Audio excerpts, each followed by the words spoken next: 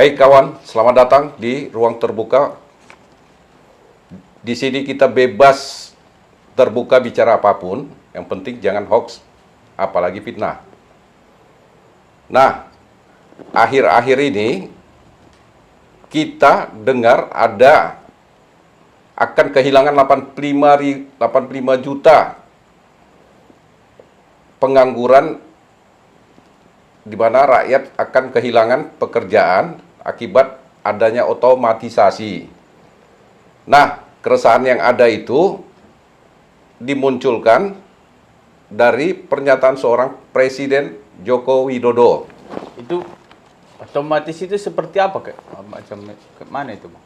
Jadi otomatisasi ini kan perkembangan teknologi baru, Ya. di mana sistem internet langsung bisa berhubungan langsung dengan industri. Dalam hal ini industri manufaktur bisa, kemudian industri-industri dalam konteks makanan bisa, ya kan? Kemudian industri dalam bentuk transportasi bisa, ya kan? Nah, sehingga apa? Kedepannya yang namanya otomatisasi ini akan menghilangkan lapak pekerjaan lama, ya kan? Dan akan tergantikan dengan formulasi kerjaan yang baru. Nah, rakyat dengan tidak punya keterampilan yang baru akan secara otomatis ketinggalan dan akan kehilangan pekerjaan itu. Nah, disitulah mungkin keraguan yang dilontarkan Pak Jokowi, akan terjadi kehilangan pekerjaan. Jadi kalau seperti yang Abang bilang yang tadi itu, orang-orang yang harus punya skill yang akan dapat kerja, itu kan gini, Bang. Masih banyak rata-rata masyarakat Indonesia yang pendidikannya itu minim. Itu bagaimana kira-kira itu? Nah, sebenarnya ada perhatiannya negara. Nah, di dalam APBN ke depan pun di 2025 itu sudah dimasukkan anggaran yang cukup besar untuk membangun sumber daya manusia yang unggul. Nah, orientasinya sebenarnya ke arah sana. Bagaimana pemerintahan baru ke depan, ya kan, menanggapi serius persoalan-persoalan minimnya keterampilan para pekerja-pekerja yang mau masuk kerja. Kemudian hal ini juga akan dibuat dalam bentuk program-program pelatihan, sehingga apa? Terjadi peningkatan keterampilan yang tinggi dan dibutuhkan dengan pangsa pasar kerja yang ada hari ini gitu loh. Nah, para pekerja-pekerja ini sebenarnya persoalannya di keterampilan dan di keterampilan, kemudian di kemampuan untuk mengadopsi perkembangan teknologi yang baru ini. Jadi agak gagap dia. Berarti seperti yang Abang sampaikan yang tadi itu, kita sebagai generasi milenial ini harus belajar komputer, teknologi gitu lah itu, Bang. Iya, justru yang namanya otomatisasi ini kan bersentuhan langsung dia dengan internet. Nah, internet ini basis dasarnya komputer. Jadi kalau misalnya kita tidak pandai menggunakan teknologi komputer, kemudian apalagi menghubungkannya dengan internet, bagaimana kita bisa connect dalam konteks mendapatkan satu posisi yang bisa ditawarkan dengan teknologi otomatisasi itu. Nah, jadi itulah mungkin rakyat udah harus siap, dan para pekerja baru juga udah harus siap, dipaksa semuanya harus siap untuk menyautin perkembangan teknologi informasi yang namanya otomatisasi ini. Nah, ini untuk perubahan besar ini kan bagaimana kita sebagai anak muda ini mempersiapkan diri? ya paling tidak dimulai dari basic pondasi awalnya di sekolah kejuruan. Iya, Sekolah kejuruan ini ada perubahan dalam konteks kualitas belajar mengajar yang mengarah untuk disiapkan menanggapi teknologi otomatisasi itu. Jadi sehingga apa? Begitu dia masuk ke perguruan tinggi dia tidak gagap, selesai dia perguruan tinggi dia udah menguasai, ya kan? Dengan bentuk-bentuk kerja yang dibutuhkan di zaman otomatisasi itu. Jadi ada kayak bentuknya operator, ya kan? Insinyur AI itu namanya artificial intelligentsia. Jadi kayak bentuk apa namanya itu kecerdasan buatan gitu loh, ya kan? Jadi pengganti mesin, ya kan? Pengganti mesin, pengganti manusia maksudnya. Kemudian ada bentuknya, ini kan sebenarnya otomatisasi ini udah jalan hari ini. Jadi ada GrabFood, ya kan? Ada Grab, ya kan? Kemudian di bank itu ada namanya kayak apa namanya itu pembayaran apa namanya itu yang pakai kiris, ya kan? Kemudian ada dalam bentuk apa namanya itu transfer itu langsung dari handphone. Nah, itu juga bagian dari otomatisasi sehingga apa? Kalau kita gagap menggunakan internet, gagap kita menggunakan apa? Komputer, ya kan? Sementara teknologi itu tidak bisa kita hempang masuknya ke dalam negeri. Nah, ini yang membuat problem baru dan akan kehilangan pekerjaan, udah otomatis ke sana dia. Tapi sebenarnya bukan kehilangan pekerjaan, tapi mengalihkan dalam bentuk kerjaan yang baru dia, yang bisa disesuaikan dengan ekonomi real hari ini, gitu loh. Jadi kalaulah kita sebagai anak muda ini berarti kalau kita mulai dari sekarang kita mulai belajar, berarti kita juga nggak ada kesempatan untuk kehilangan pekerjaan untuk 2025 ini. Sebenarnya tidak. Jadi kan otomatisasi ini secara produktivitas dia akan meningkatkan produksi dalam bentuk produksi apapun kan, sehingga apa? Sektor ekonomi akan hidup. Nah, kebutuhan-kebutuhan juga akan menjadi banyak dia. Tapi dalam tempat yang tidak yang lama lagi dia, tapi tempat pos-pos yang baru gitu loh. Jadi model-model pekerja kayak misalnya dorong troli di pabrik, pernah lihat nggak itu? Pernah. Hah? Ya. Untuk ngangkut barang. Ya. Nah, sekarang tidak ada lagi yang dorong, ya kan? Udah pakai operator, kemudian jalan sendiri. Baru tinggal diletak barang itu jalan sendiri balik lagi gitu loh. Jadi kayak robotik gitu loh. Nah, sehingga apa? Pengurangan pengurangan kebutuhan akan pengangkut troli tadi, pendorongnya itu. Nah, ini akan beralih fungsi ke operator gitu loh. Nah, tidak serta-merta menghilangkan atau menjadikan pengangguran, tidak. Jadi orangnya tidak hilang, tapi pekerjaannya yang justru jadi yang baru gitu loh. Jadi jenis kerjaannya akan berubah dengan hadirnya otomatisasi tadi gitu. Ya, satu pertanyaan, Bang. Ini kan akibat otomatisasi itu. Sementara kan di Indonesia, kita bicara Indonesia sekarang, di Indonesia sendiri angkatan kerja setiap tahun bertumpuk. Masuk otomatisasi. Yang tadinya ini belum teratasi, masuk otomatisasi semakin bertambah. Kalau dari kacamata ekonomi, itu kayak mana, Bang? Jadi intinya sebenarnya untuk penyerapan tenaga kerja dibutuhkan satu produktivitas yang tinggi. Jadi harus ada orientasi investasi yang besar dalam bentuk terserah mau bentuk investasi apakah itu dalam bentuk transport, industri, segala macam, ya kan? Tapi tetap menggunakan otomatisasi. Sehingga apa? Serapan-serapan ini bisa tertampung dalam semua lini sektor kerja tadi. Nah, problemnya sebenarnya di keterampilan itu. Jadi tidak tertampung karena apa? Karena secara keterampilan kita juga tidak unggul. Kemudian, nah, hari ini memang kita dihadapkan yang pada posisi ekonomi yang sulit, di mana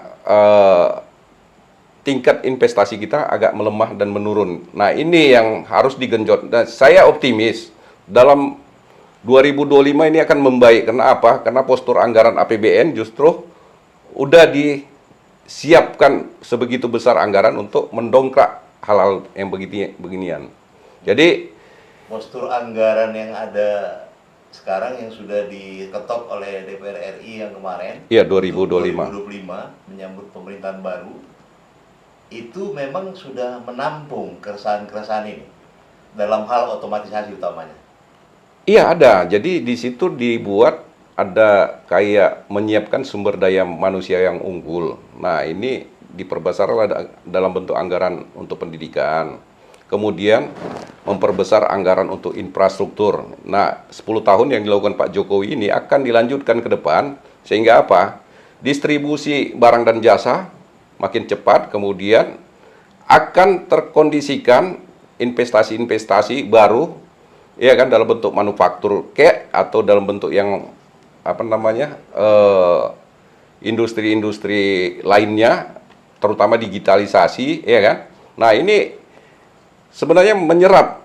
Kenapa 2030 sebenarnya Indonesia ini diuntungkan? Kenapa? Ada bonus demografi. Jadi ada apa namanya itu, jumlah angkatan kerja produktifnya itu lebih tinggi. Nah ini sebenarnya modal, bukan satu pesimistik, bukan satu ketakutan, ya kan? Nah, jadi sebenarnya pemerintah cuma mengalokasikan anggaran-anggaran dalam bentuk memperbesar kesejahteraan, kemudian menyiapkan lapangan kerja dengan apa namanya ketahanan pangan, kemudian menyiapkan pendidikan yang serius, kemudian lebih berorientasi ke keterampilan untuk nyikapin teknologi baru tadi. Kemudian bagaimana juga pemerintah misalnya mengalokasikan anggaran untuk mengurangi gizi buruk, termasuk terhadap pendidikan dasar, itulah makan minum gratis yang dengan gizi sehat tadi itu kan. Nah ini semua yang sebenarnya alokasinya tujuannya untuk apa? Untuk tantangan-tantangan tadi itu. Jadi ada 85 pekerjaan, kemudian pertumbuhan ekonomi juga meningkat, kemudian di mana juga apa namanya ini, kita harus lepas dari jebakan negara yang berpendapatan menengah.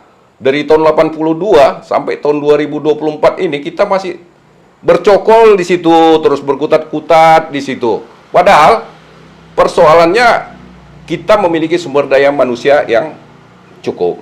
Kita banyak pun bukan cukup lagi.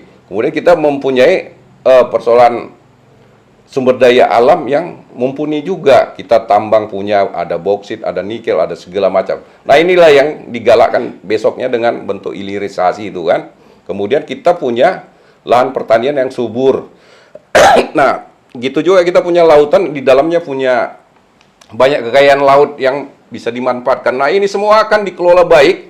Aku yakin Indonesia akan 2025 memulai melepaskan diri menjadi negara dengan pertumbuhan ekonomi yang tinggi, bisa 7-8%, dan ini menjadikan Indonesia kategori negara maju ke depannya gitu loh. Tapi ada beberapa hal juga yang perlu diperhatikan, misalnya bagaimana cekokan korupsi. Nah, ini juga mengganggu, ya kan? Nah, ada juga problem-problem kayak misalnya selain korupsi kan ada utang. Nah, ini juga perlu diperhatikan. Utang negara kita kan juga cukup tinggi dia. Memang sampai hari ini kemampuan bayar hutang kita juga masih baik. Berarti kami anak-anak muda ini tak perlu harus pesimis ya, bahwa memang negara sudah berpikir satu langkah di depan untuk ngatasin ini. Ya, justru Karena apa yang kita lihat sekarang, justru angkatan kerja itu terus numpuk. dari perspektif ekonomi harusnya kita optimis bahwa negara akan ikut campur dalam persoalan bagaimana memberdayakan angkatan kerja yang akan kehilangan pekerjaan akibat dari otomatisasi, kemudian bagaimana gizi untuk anak sekolah, kemudian bagaimana kesejahteraan, bagaimana. Oke, secara real dalam satu minggu belakangan ini itu ada hampir 1 juta katanya, kalau tak salah informasi, itu angkatan kerja di bidang tekstil yang kena. dampak PHK ini apakah akibat otomatisasi atau memang karena ada resesi atau apa ini? Jadi gini, di dalam perkembangan teknologi informasi yang namanya otomatisasi ini, ya kan? Jadi nilai ekspor yang menyangkut persoalan barang atau produk-produk yang kayak begituan, garment segala macam. Nah, ini tidak bisa simultan langsung. Jadi ada faktor globalisasi kemudian bisa menjatuhkan nilai akibat dari persaingan global itu, nilai penjualannya bisa jatuh dia. Jadi bukan di persoalan bangkrut apa segala macam karena faktor ketidaklakuan. Karena Indonesia ini pangsa pasar paling besar. Justru di dunia kita kalah bersaing karena harga pasar itu ditentukan dunia. Nah, jadi pangsa pasar ini lebih cenderung mengalih ke persoalan teknologi hari ini. Teknologi. Berarti Bang, kita sebagai pemuda ini nggak perlu pesimis lah ya.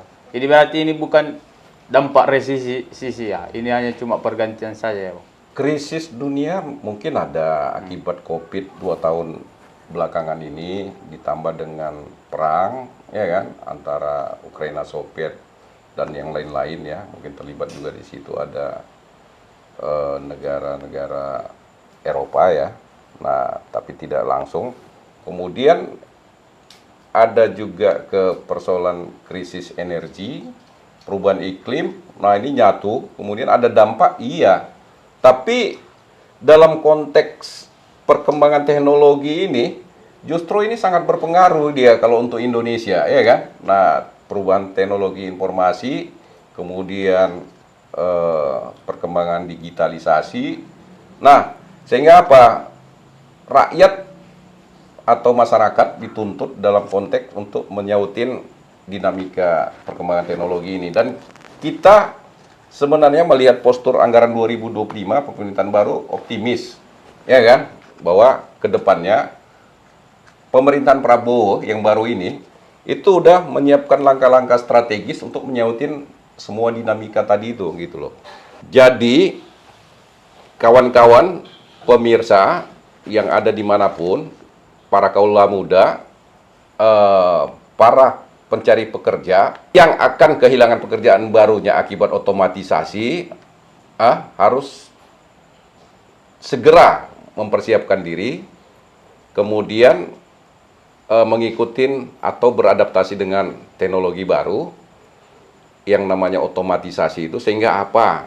Tidak akan berdampak terhadap kehilangan pekerjaan dan mampu menjadi sumber penghasilan untuk keluarga dan secara otomatis akan meningkatkan pertumbuhan ekonomi Indonesia secara keseluruhan akibat konsumsinya yang atau daya belinya yang tinggi tadi. Mungkin jangan ragu lah kalian akan kehilangan pekerjaan 85 juta itu kalau dengan kondisi ekonomi ke depan yang prospektif dan akan lebih baik, ya kan?